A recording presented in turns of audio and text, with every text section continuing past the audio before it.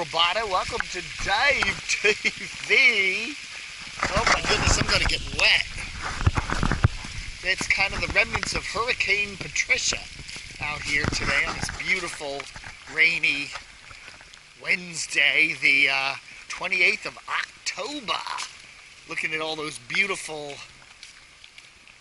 leaves in the trees. Yeah, look at that. It's really pretty, isn't it? Anyway, so what's the big news today? Man Cave is no longer around. Just got the press release just about 11 o'clock this morning. They pulled the plug on the Man Cave immediately. So today's show, if you listen to it, was the last one. So, you know, I think they just crunched the numbers and realized that, you know, it just wasn't paying.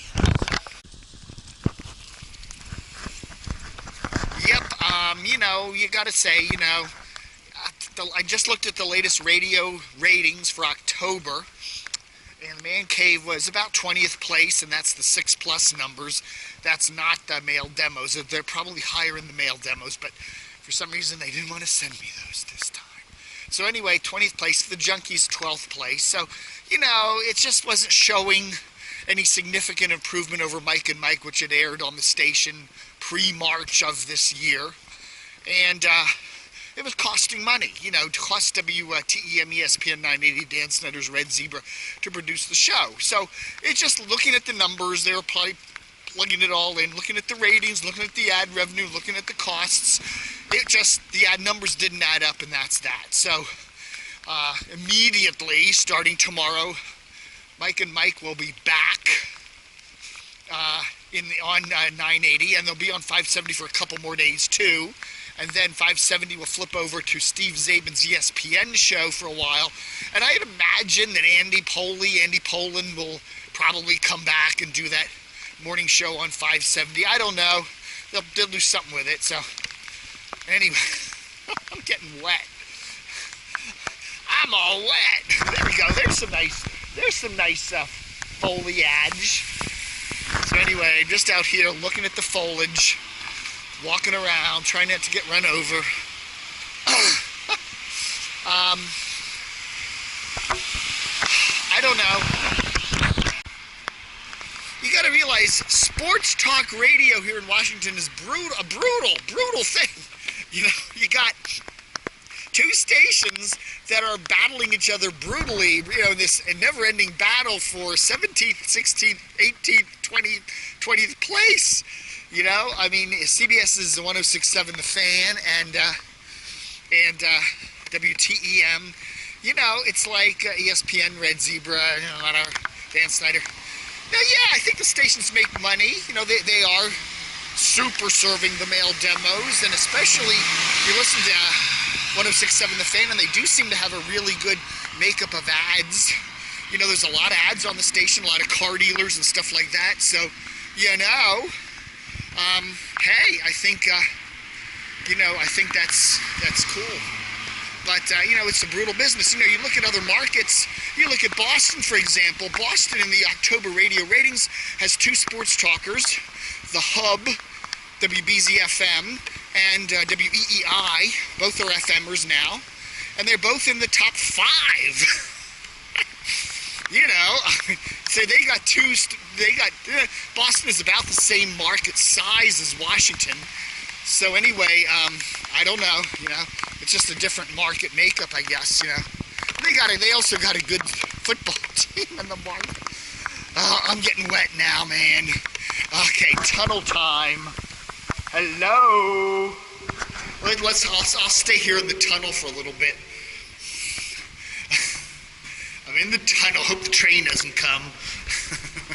I'll stay in the tunnel here because it is kind of a mess out there. So anyway, so that's the big news.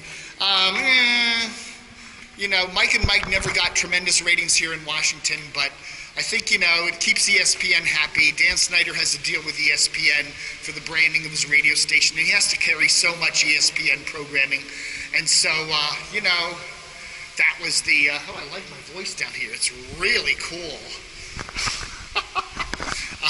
So I think that's just it, you know, whatever. it makes ESPN happy. It cuts the budget there at WTEM and whatever. They're still going to do the Monday morning quarterback show, so we'll still have that. So that should be cool. Anyway, so that's the big news.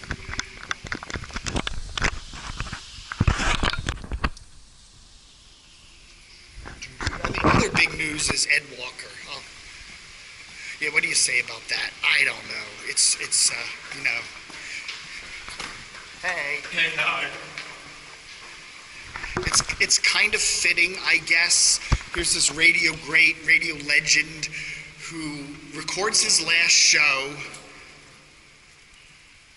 and retires from his station, and then on the last night his show airs, he's there listening to his show with his friends and relatives. Airs from 7 to 10 o'clock or 11 o'clock last Sunday night, and then it's off to bed, I guess, and then he passes away. I mean, you got to say that is the storybook way. I don't know. It's sad to lose Ed at 83, and I was kind of hoping that maybe he'd,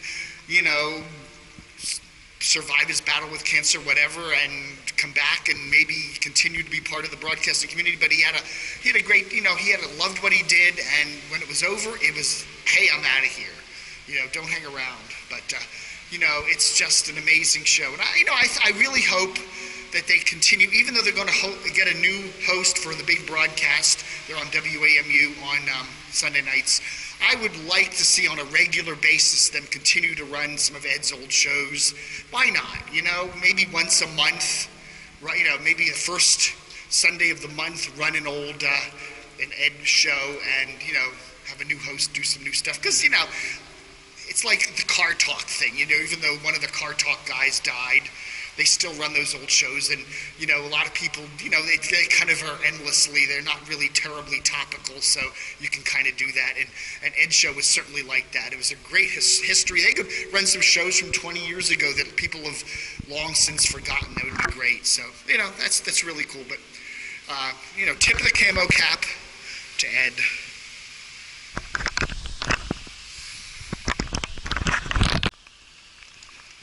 Oh yeah, and a quick look at the October radio ratings for Washington for the month of October. Am I being somewhat... the October ratings for the month of October. Anyway, no big surprises. TOP's at the top, WAMU's at the top. A good showing for WMMJ now with Donnie Simpson doing afternoons. A great showing for PGC. They're back solidly in the top 10. All the usual suspects are up there. Big is doing pretty good. HUR's kind of coming back after Frank Ski left, although they've been hurting a little bit, but their ratings are still pretty strong. So, nothing really earth-shattering in the numbers. MAL's doing pretty good, although they do skew old. What else? RQX is still struggling, so we're going to be seeing some changes over there. Lots of talk that Jack Diamond's coming back. We'll see. But, look for something going on there. Maybe they'll be stunning Christmas tunes or something. So, anyway, nothing really earth-shattering. So,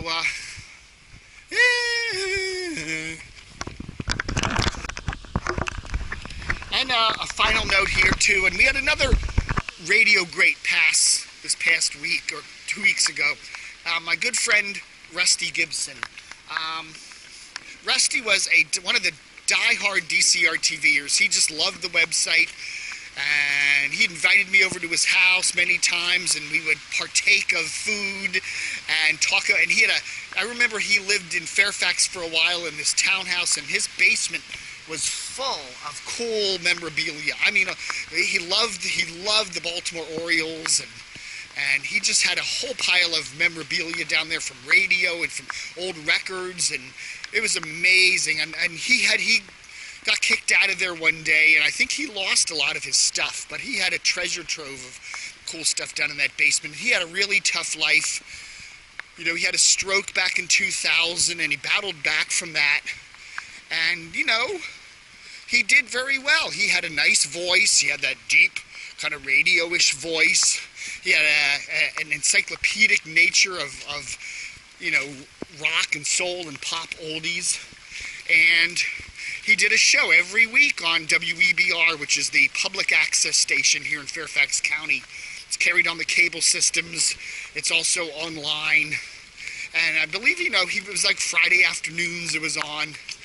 And he did that for many years. You know, he couldn't drive because the stroke had left him prone to seizures, so he couldn't get a driver's license. So he always either had to take a cab or have someone drive him around. But he did that for years and years, and it was a wonderful show, and it just was amazing. And he had me as a guest on it a couple of times, and he had Johnny Dark on, and we had Johnny Holiday on, and we had good old Davy Jones, Paul McNell on, and we had this was back about 2007 or so. And, you know, Rusty's health kind of declined, and he was kind of not doing his show anymore, and he was having a lot of troubles. And anyway, he went into a declining spiral this past year and passed away just, you know, a week or two ago, and survived by his longtime girlfriend, Melody. But Rusty was a cool cat. He always, you know, did great radio, even though he never got to really work on any big stations. He had a fire in his heart, and he kept the flame of that old-fashioned original radio. You know, hey, you know, even if you're only got a couple hundred people listening or whatever, and they're on the internet or they're watching on their television sets on some cable system, you know, it was a cool thing, and Rusty loved every minute of it, and you could tell. He just, you know, he got in that studio there over there in Merrifield, his eyes just lit up, and he was home. That he was in blissful heaven. And so I hope Rusty's in somewhere up there. If there's a radio heaven, I'm sure Rusty's there. All right, folks. Thanks for watching Dave TV on this continually wet and stormy. Well, it's not really stormy, just wet. Wednesday, 28th October 2015. Don't help us. Please don't help support the site. Don't forget to help support the site is what I meant to say. Just to, you know, we really do. We just hit our 18th anniversary, and a good chunk of the revenue for DCRTV comes from your support. So please do help make a donation, especially to those folks who have not made a donation this year. Just take a few minutes, you know, a couple of bucks, and we'll give you access to DCRTV Plus, where we got a whole lot of cool memories, including many of good old Ed Walker. All right, folks, thanks for watching. Book 'em, Dano.